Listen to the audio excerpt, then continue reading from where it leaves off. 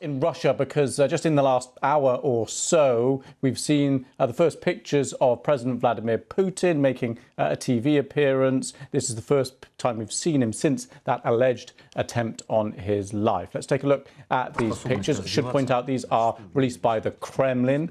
This is a fairly routine-looking meeting there with his economic development minister. The message pretty obvious there, I'm sure, business as usual. Now, just to remind you, Russia claims that Ukraine was targeting President Putin in a drone attack on the Kremlin on Wednesday. We can take a look at these pictures of that alleged attack. The allegation, too, that this was following the orders of the United States. Both Ukraine and the US have denied any involvement whatsoever. Russia launched a series of air raids on Kyiv overnight in apparent retaliation. But authorities say all the strikes were intercepted by air defences. And you can see these air defences actually working here in these pictures. Strikes also reported Zaporizhia and Odessa too. Well, our Russia editor, Steve Rosenberg, has been monitoring the Russian response to all this.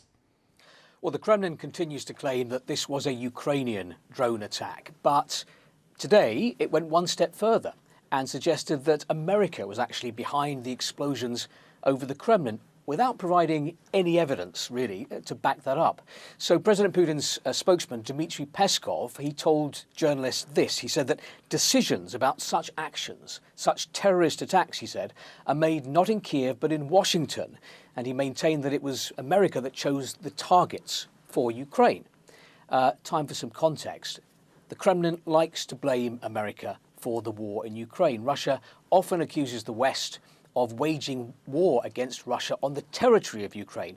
This is basically part of the parallel reality created by Moscow about what is happening there. But it's important to keep in mind that in reality, in February 2022, it was President Putin who ordered the full-scale invasion of Ukraine.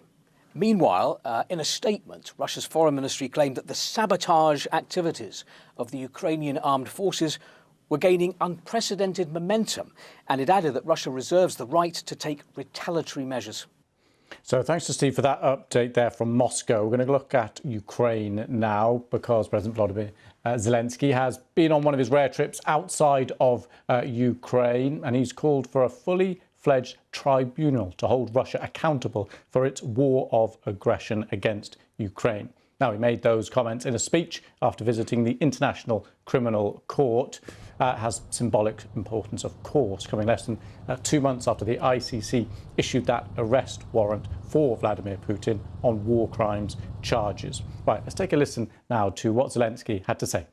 Lasting peace after victory is achieved by nothing else but the strength of values. First of all, it's the strength of freedom and of law, which must work to the full of ensure justice, not hybrid promises instead of human rights, real freedom, not hybrid impunity and symbolic formalities, but full-scale justice, not hybrid peace and constant flashes of violence on the front line, but reliable peace when one respects values.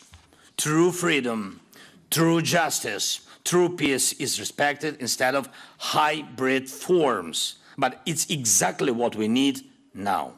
So that was President Zelensky speaking in the last few hours.